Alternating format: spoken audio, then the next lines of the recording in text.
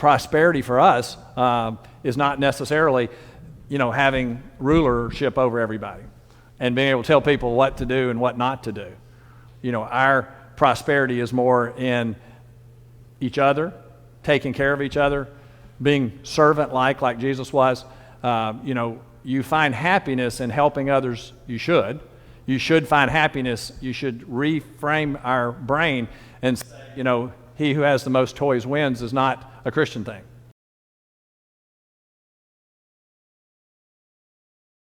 The vision that Daniel had that frightened him talked about a lion, a bear, a leopard, and a beast, and finally a boastful horn. And I'm blinded by the light here. I don't know if you guys noticed it, but now it's hard to see up there. But it's okay. So in that one, the lion was Babylon, which is the time that he was in when he had this dream. The bear was the Medes and Persians, which was to come, so it hadn't happened yet, which is going to be one of the big take-home messages for all of these visions. Then there was a four-headed leopard that represented the Greeks, and then there was a terrible beast, which we think represents Rome, and we'll know in a little while when we do today's vision why we say we know that the first and the second were Babylon and the Medes and Persians, but we're not 100% sure that the terrible beast was the Romans, but we really think that's true. And then finally, the boastful horn was the Antichrist. And there's a lot of argument in the theological circles about the Antichrist. I think Patty made the point last week that there were multiple Antichrists. It wasn't just one, though when we're using this symbolic sort of stuff that John and that Daniel wrote about, at times it seemed like there was maybe one. And then finally there was the Ancient of Days, which represented the Father, and there was the Son of Man, which is the Messiah. And so that kind of brings us to the next vision or dream that Daniel had.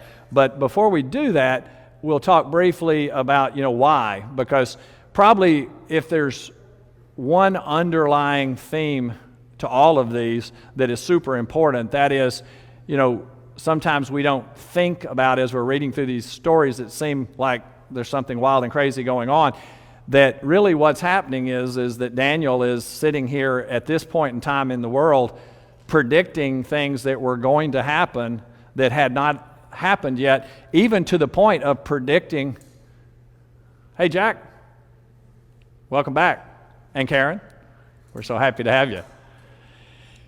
But predicting things about some kingdoms that didn't even exist yet, and yet we look back and we can see what happened, and sure enough, not only did he make a prediction about them, but he made a prediction about places that didn't even exist at his time, and yet it turned out to be exactly as he predicted. And so, first and foremost, why did God tell Daniel about the future?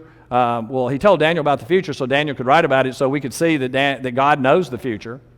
God already knows what's going to happen. It's already written for God. He wrote it. And yet, we have a hard time sometimes believing. Now, maybe none of us do, but certainly most people in the world have an incredibly hard time believing that somebody can truly predict the future, that somebody can truly see the future, and that there is a God who already knows what's going to happen.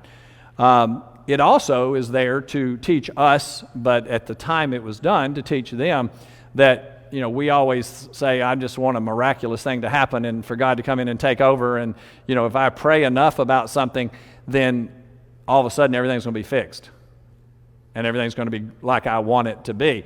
And God reminded them in a very firm way that there was going to be a lot more trouble, a lot more bad times than had already occurred before the good times occurred. So there were going to be a lot more kingdoms and a lot more beasts and those sorts of things. And, most of us this day and time in our culture, what is that song, I want it all and I want it now? maybe we're patient, and so we want it all, and we want it all by next week or next month or next year, but we certainly don't want, it better happen in my lifetime, or, I'm not going to be happy about this. And I think that was an ongoing theme in the Old Testament, was that God's people were consistently falling away because they wanted it, and they wanted it now. So it probably isn't just a cultural thing for us. If I prayed a lot for rain and it didn't happen in a whole season, then I'm going to go try something else, is what they did. And maybe if we reflect on ourselves, that's how we go about our life. I prayed about it, it's not working, I'm going to try something else. Hopefully we don't do that. So the new kingdom was coming. They had their kingdoms here on earth. Israel had its moment of prominence, and yet they were now slaves in a foreign country, and they were hoping that they would have a new kingdom and would rule the world again, and they knew that there had been language talking about a new kingdom coming. So he did remind them that there would be a new kingdom coming, but if you really understand what he's saying, probably not in any of these people's lifetime was that going to happen. And sure enough, that happened. He also gave them assurance that there was going to be an ultimate victory, that the Savior that he promised throughout the Old Testament that came in the New Testament was going to ultimately win over Satan and over Satan's main person on earth, the Antichrist. And then to show God is in complete control even when the saints are facing hardship, physical hardship. So certainly it was a bad time for them at this time. So let's turn now to the vision of the ram and the goat. And this particular chapter 8 starts with him telling, I had a vision, and Belshazzar was the guy in charge, and so we're back in Babylon. We're Nebuchadnezzar's son. It's sometime not too long before the writing on the wall and the Babylon kingdom failing. And if you can see the map, and it's pretty small up there, so I won't make a big deal out of it, but if you see the big Elam in the lower right-hand corner, just above that, it's a place called Susa. Well, that's where his vision occurred. If you go straight across from that and almost to the other side, you see Babylon. So he was in Babylon physically, but his vision was occurring at a place called Susa, which is, I can't tell you exactly how far apart this is, but certainly not in the same place. And I think the place in Susa was actually part of the Persian Empire. It may have been part of Babylon at the time, but it was about to become a part of the Persian Empire. So the king of Babylon was still in power, but the second great kingdom of the Medes and the Persians was rising. It was about to take over, so this second beast was about to take over. And the vision begins with Daniel seeing himself, as I said, in Susa, in the province of Elam, beside the Ulai Canal. So the timeline, we're going to kind of go back and forth a little bit here, but the timeline for the empire starts with the Babylon Empire. And so we notice on this little table here that in chapter 2, Babylon was gold. In that statue, it was gold. And then there was a silver, which was going to be the Medo-Persian Empire. There was the bronze, which was the Greek Empire. And then finally, the iron and clay at the bottom was the Roman Empire. And in chapter 7, the gold became a lion, and the silver became a bear. And now in chapter 8, they're going to be compared to a ram. And so it's interesting that in different visions, he used different animals, different beasts, to talk about what was going to occur. And then the Greek Empire, this time it was bronze, it was a leopard, now it's a he-goat. That's a male goat with a big horn. And then finally, Rome was kind of nondescript. It just talks about Rome with the next one. So in 605, Jeremiah prophesied a 70-year exile as we go through these timelines. So that was when Nebuchadnezzar was in charge. And then in Jerusalem was taken, the temple was robbed, and everything was taken to Babylon. So these are the things that happened. And then in 559, Nebuchadnezzar died. And then Babylon was captured by Darius the Mede right after this occurred. So right after this vision, not the day after, but shortly after that, certainly the same day after the writing on the wall, Babylon was captured by Darius the Mede, and that's why they call it the Mede, Medo-Persian Empire, because Darius was a Mede, and the Medes in this ram thing that we're about to look at, there was two horns on the ram, but one was larger than the other, and so the thought is that the Medes were the smaller horn, but the Persians became known as the Persian Empire, so it was the larger horn of the rams.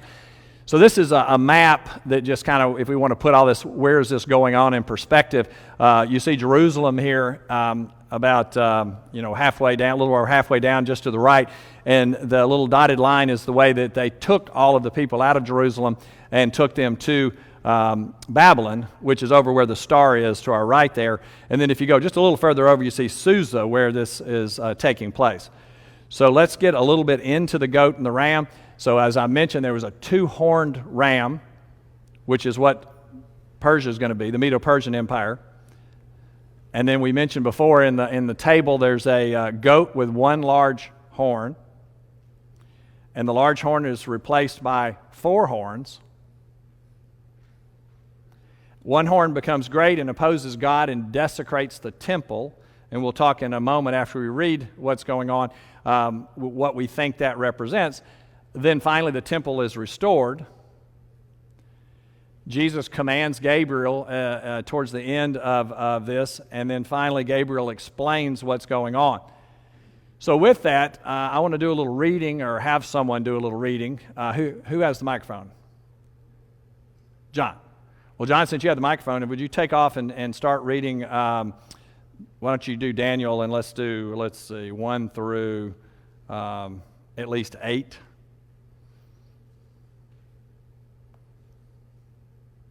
I didn't ask him to do this ahead of time, sorry.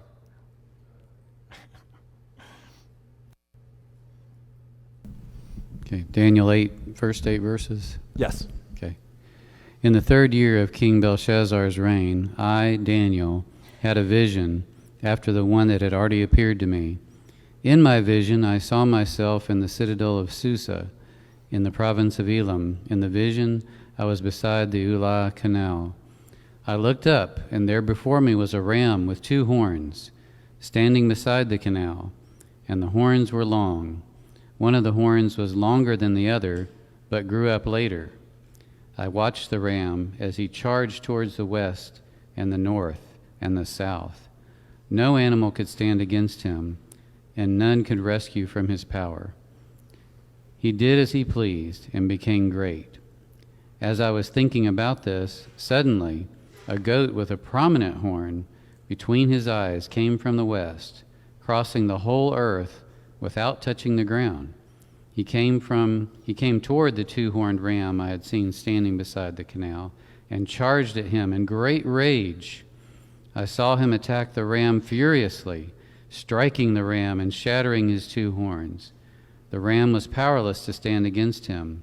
The goat knocked him to the ground and trampled on him, and none could rescue the ram from his great power. The goat became very great, but at the height of his power, his large horn was broken off, and in its place 4 prominent horns grew up towards the 4 winds of heaven. Anybody have a dream like this lately? How would you feel if you had a dream like this? What would your first impression be? Stop drinking caffeine before bedtime. Stop drinking caffeine.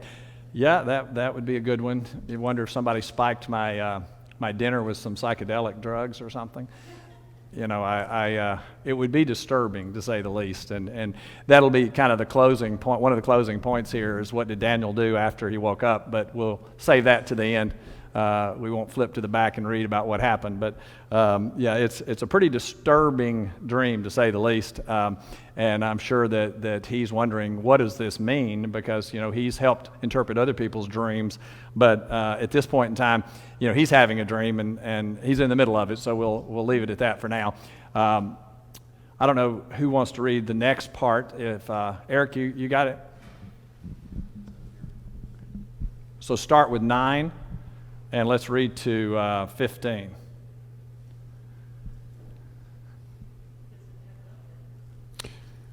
Out of one of them came another horn, which started small but grew in power to the south and to the east and toward the beautiful land. It grew until it reached the host of the heavens, and it threw some of the starry host down to the earth and trampled on them. It set itself up to be as great as the prince of the host. It took away the daily sacrifice from him, and the place of his sanctuary was brought low. Because of rebellion, the host of the saints and the daily sacrifice were given over to it. It prospered in everything it did, and truth was thrown to the ground. Then I heard a holy one speaking, and another holy one said to him, "How long will it take for the vision to be fulfilled, the vision concerning the daily sacrifice, the rebellion that causes desolation, and the surrender of the sanctuary and of the host that will be trampled underfoot?" He said to me, "It will take 2,300 evenings and mornings, then the sanctuary will be reconsecrated." While I, Daniel, was watching the vision and trying to understand it, there before me stood one who looked like a man, and I heard a man's voice from the Ulai calling, "Gabriel, tell this man the meaning of the vision." Thank goodness.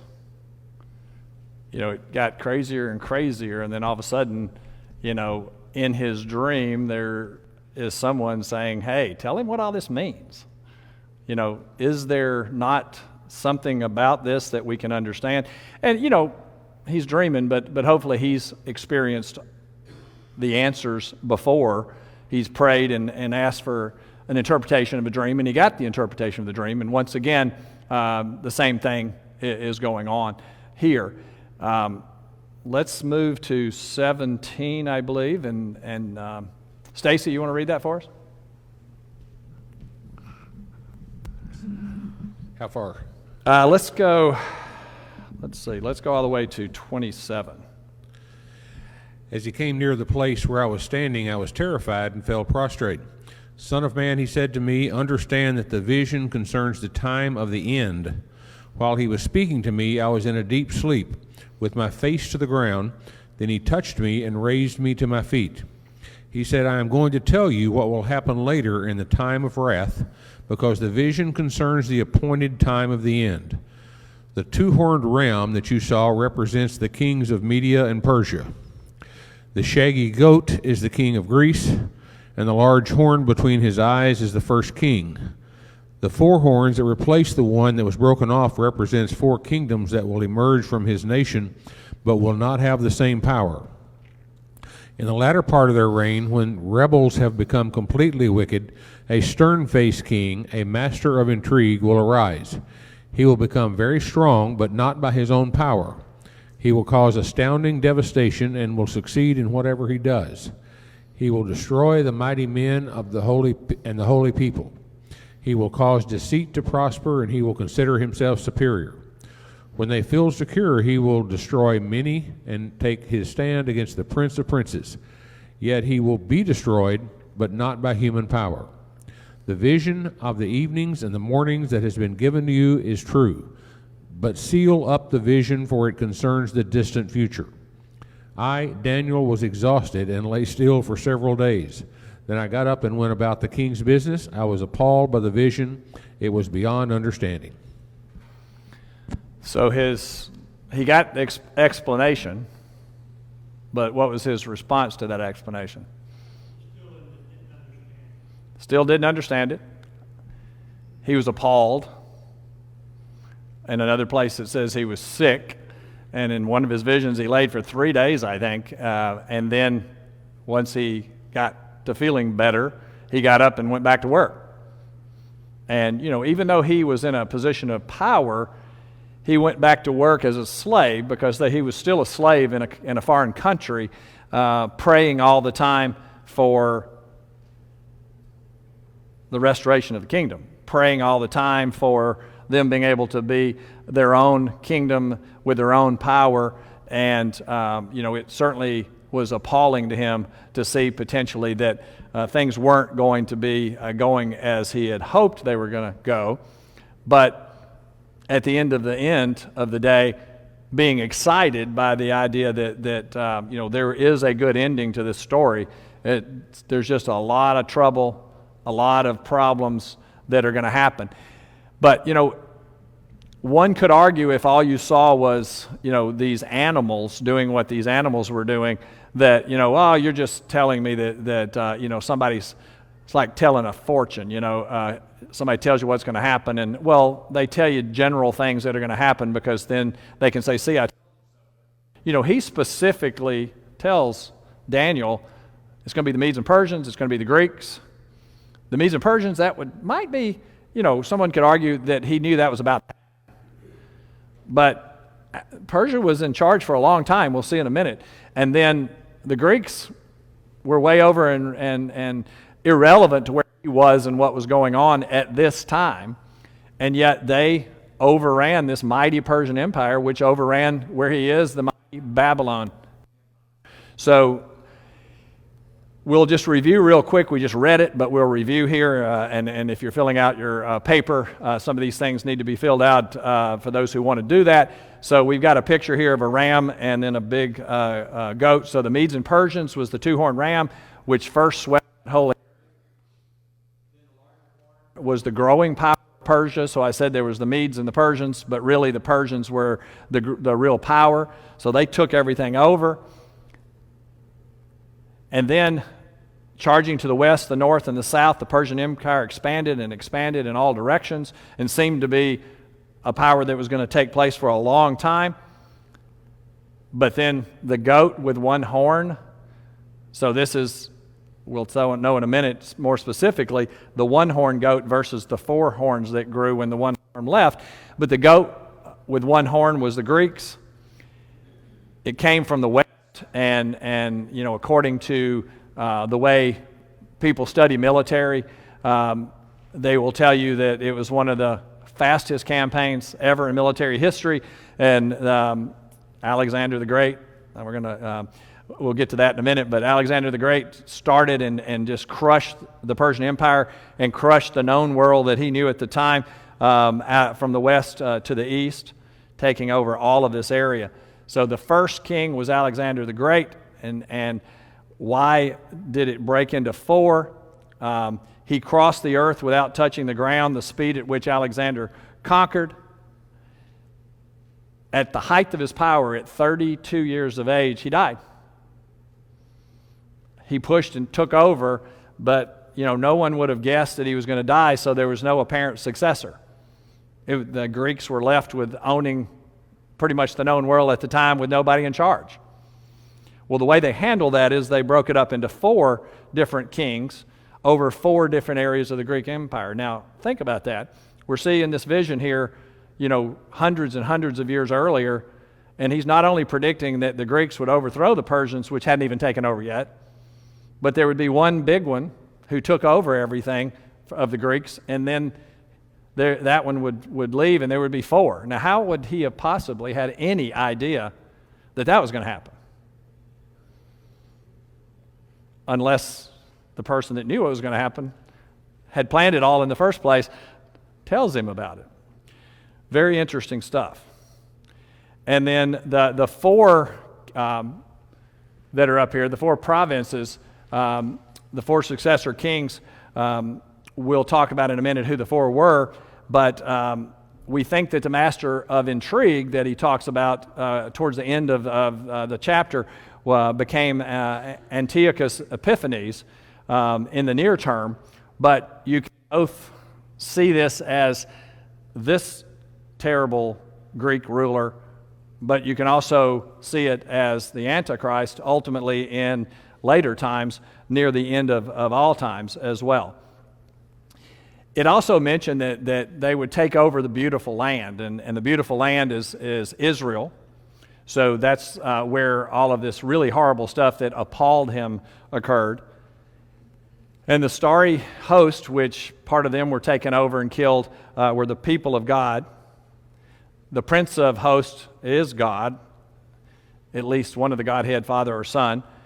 The prince of princes is Jesus in this dream. The place of the sanctuary was Jerusalem. And so if you remember, during Persian times, when right after this took place, they were allowed to go back after 70 years in Babylon, and then Persia took over, and the Persians Cyrus was really good and was sent some of the captured people back to rebuild the temple, to rebuild Jerusalem. And sure enough, they rebuilt the temple. We know that from other books of the Old Testament. So the new temple had been rebuilt, which is actually a good thing. But if you were reading Daniel's vision and what Daniel wrote, and you were paying attention to what was going on, you would have felt pretty uneasy with when you rebuilt the temple, because there was a lot of people saying, oh, we're going to be strong again, and we're going to rule our area again, and we're going to rule the world. But if you had read what was going to happen, that got worse before it got better yet again. And then the Son of Man tells Gabriel to tell Daniel what this all means, and the Son of Man here is Jesus telling him that. So we go back now to timelines again, so we kind of catch up. Before we had talked about the Babylon Empire falling. So the Medo-Persian Empire took from 538 to 532. So the Medo-Persian Empire again was the ram in this one. And then we know that in 536, Cyrus the Persian took over. The first Israelites returned, as I just mentioned. The temple was beginning to be rebuilt in 535. And then the temple was dedicated in 515. And so things tended to be looking pretty good for them going into this. We've now rededicated the temple, we're back home, and things should go pretty darn well if you're looking at the short term and not paying attention to what God said was going to happen. Once again, kind of putting into perspective of where all of this is taking place, the Persian Empire, you can see that the Persian Empire was huge.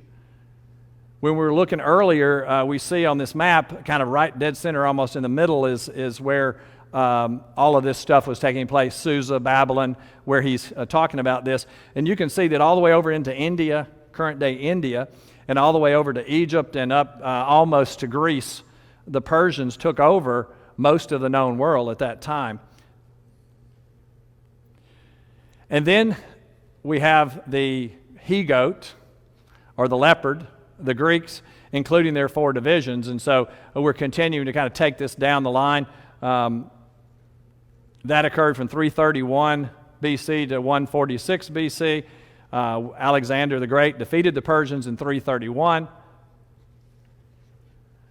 Alexander died, and the kingdom was divided into 4 in 323. So the south, which was Egypt, the southern part of that map we saw before, was taken over by Ptolemy I. The east, Mesopotamia and Asia, was Lysimachus, maybe. I didn't look up how to say that. The west was Macedonia and Greece, was Antigonus. And then Seleucus was the north, which was Syria. And the most important for Daniel and for the Israelites was the south and the north. The others were less important in this whole deal, because that's where the bad things take place. Let's see here. So we continue with the Greek Empire. Make sure I'm staying on the right place here with everybody. So the really bad guy, the master of intrigue, the guy that did some horrible things, was Antiochus Epiphanes. And what kind of stuff happened with him? He desecrated the temple, killed 80,000 Jews, captured 40,000 Jews as subjects, and sold the 40,000 Jews into slavery. So you begin to understand why at this point in time Daniel felt sick, felt horrible.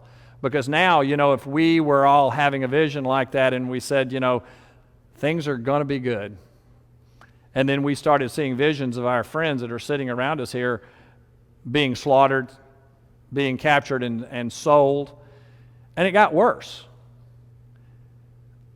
Before this next thing happened, what's the animal that, or at least one of, but probably the animal that the Jews most felt was unworthy of being eaten, unworthy of anything? Pig. Well, he put pigs in the temple just because he wanted to desecrate it as much as possible. So, this master of intrigue did everything he could to embarrass, to show irreverence, to what happened. And then finally in 165, there was a Maccabean revolt, and Judas Maccabeus defeated the army of Antiochus and cleansed the temple, and that's where we talked earlier about reconsecrating the temple. So the temple got consecration again, and he asked Daniel, in that vision, how long, and there was like 2,300 days or something like that, and that's 2,300 days, and that's 6.3 years, which is the time that the temple was desecrated, and then the temple got reconsecrated. So at least before the end of the vision, it wasn't left hanging that the temple was going to be desecrated and then it wasn't going to be reconsecrated. So that was, I guess, a small positive. Here's the picture of what Alexander the Great did. So, Alexander the Great started over on the far left, the area where Athens is and that sort of thing. It was one of the only areas of the known world at the time that the Persians hadn't overtaken. But he started there at the far west and swept in a very short period of time all the way to almost where India is today, taking that over. So what we see there in the different colors, because there's the little green area, the little pink area, the purple area, the yellow area, and finally the green area, is all of what Alexander the Great took over. But then that was split into 4 kingdoms. So then finally, the last beast, which doesn't have an animal reference at this time, but the last beast, which is nondescript, is the Roman Empire. And in 146 BC to 400 AD, the Roman Empire took place. And during that time, the temple was completely destroyed and stayed that way in ruin for a long, long time. So in 40 BC, Rome invaded Israel, and Herod the Great was installed as a ruler there. In 3 to 4 BC, Jesus was born. We thought, not we, but the people that originally started the times thought that Jesus was born in the year 1 AD. It's been since found that he died. That he was born in 3 or 4 BC. So if he lived to be 33, then he should have been. It should have been AD 33 when he died. But it turns out that when they read it, Jesus was crucified in somewhere around 29 to 30 AD, and that's when the spiritual kingdom was created, the kingdom for all times. And that's something that John didn't get to last week that he mentioned to me, and I don't have the slides up here, but we do want to talk a little bit about in the last chapter, at the end of that chapter, in that vision, they were promised that there would be a kingdom that lasted forever, and that there would be a final victory over the Antichrist, and Jesus would sit on the throne and would be there. The kingdom of God would be established forever. And we know that essentially that kingdom started at the death, burial, and at the resurrection. So they did have that hope, and he did predict that, Daniel did at that time as well. In 70 AD, as I mentioned, while the Romans were still physically in charge, the temple was destroyed. And then we are going to talk briefly about a little parallelism between these visions and Revelation, the Revelation visions, here in a moment. In 95 AD, John received the revelation about the end of time. And then this is kind of bouncing back and forth to keep everything in perspective. If we thought that the Persian Empire was big and we thought that Alexander the Great's empire was large, you can see that when the Romans took over, they had all of the northern part of the Mediterranean Sea, the northern part of Africa, the continent of Africa. They had all of Spain and France as we know it today, and actually more than half of what Great Britain is today, as well as going over. But they didn't extend quite as far to the east. They didn't extend into modern-day India like the Persians and the Greeks did. But this was the greatest of the empires that were around at that known time. So Rome was the biggest of the bunch. So how about Revelation? Anybody want to read Revelation? Do I have a volunteer that wants to read Revelation? And we can just read 1:1 and 1:12 and 22:10. And if somebody that can read well can read it off the screen if you want. You don't have to look it up, but it's up to you.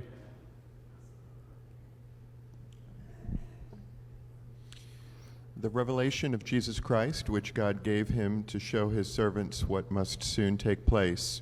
He made it known by sending his angel to his servant, John, who testifies to everything he saw, that is, the word of God and the testimony of Jesus Christ. I turned around to see the voice that was speaking to me, and when I turned, I saw 7 golden lampstands, 13, and among the lampstands was someone like a son of man. Go ahead and read that next one as well. Oh, I didn't have it up there, sorry. Then he told me, "Do not seal up the words of the prophecy of this book, because the time is near. Let him who does wrong continue to do wrong. Let him who is vile continue to be vile. Let him who does right continue to do right, and let him who is holy continue to be holy." So this sounds eerily similar, except I don't think necessarily John got some of the answers that Daniel got.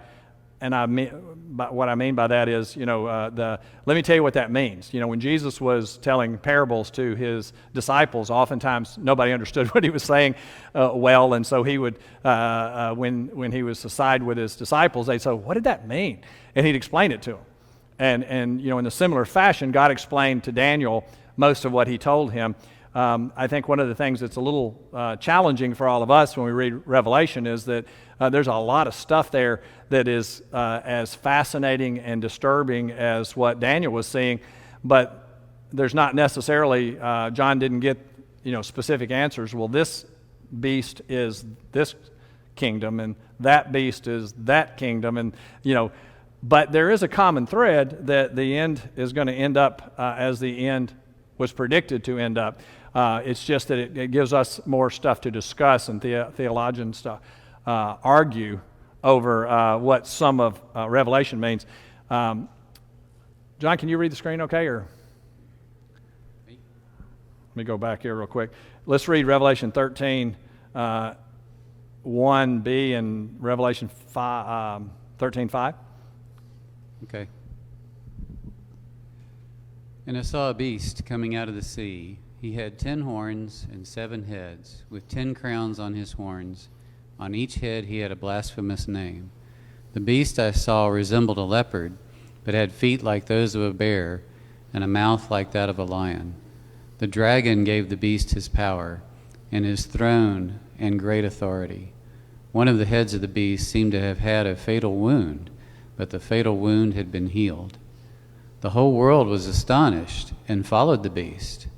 Men worshipped the dragon because he had given authority to the beast, and they also worshipped the beast, and asked, 'Who is like the beast?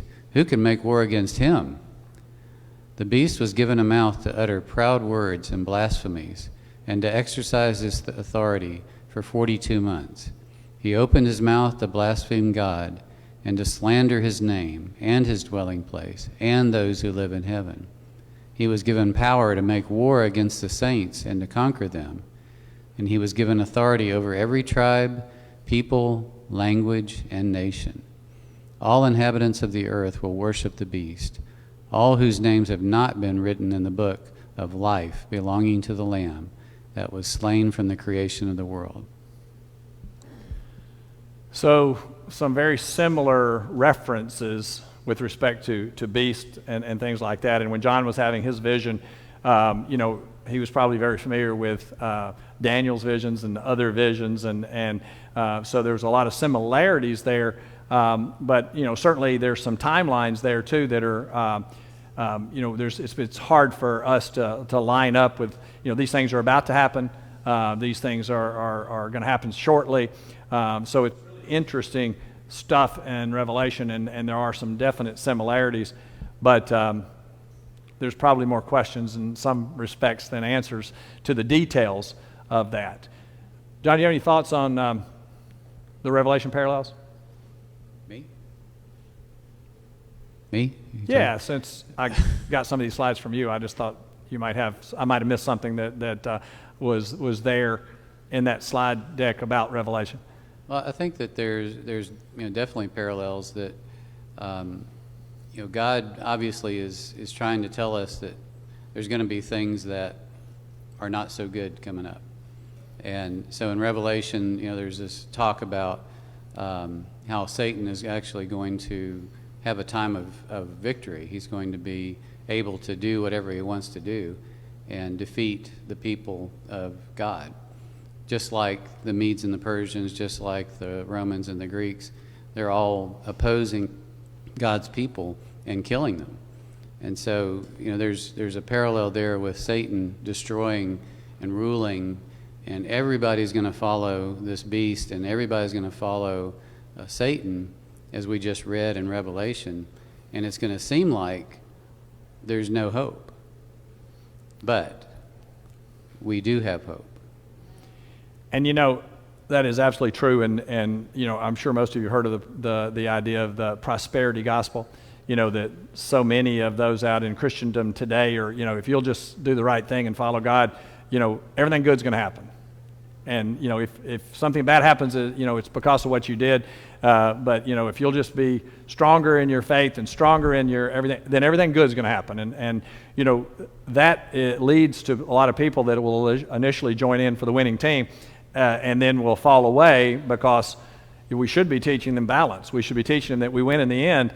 But historically, God has not had people in control doing what God wants for a large portion of history, nor is that going to happen, as it says in Revelation, before we finally are with Him for eternity.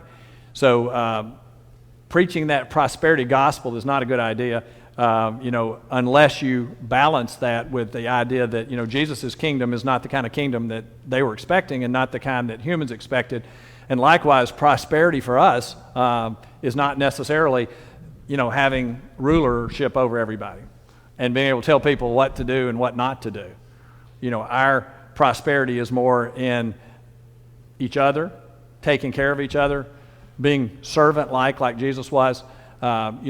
You find happiness in helping others. You should find happiness. You should reframe our brain and say, he who has the most toys wins is not a Christian thing.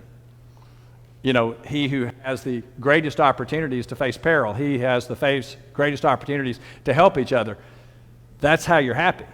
And you can find yourself happy in almost any circumstance, or you can find yourself unhappy in almost any circumstance. I lived in a place a couple hours south of here for many years where most people there were incredibly blessed physically, financially, in most ways, and yet most of them were very unhappy.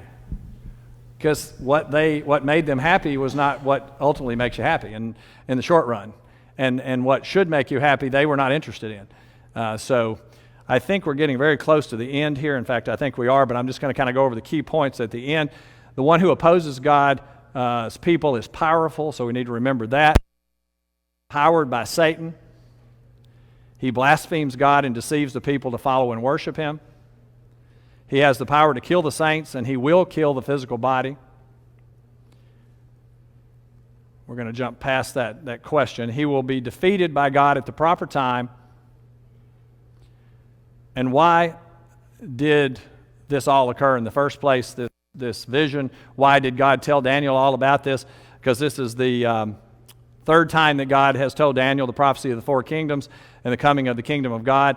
And why? It's to confirm the coming of a heavenly kingdom. It's to confirm a long period of persecution for God's people. And then we close with, I mentioned this before, what did Daniel do? He got sick, and then he went back to work as a subject of the king. And so what should we do when we face things that are bad? What should we do when we think God doesn't appear to be in control over where we live right at this moment, though He really is? Put our head down, go to work. Whether you're a servant, whatever you are, what position you have, you just put your head down and go to work.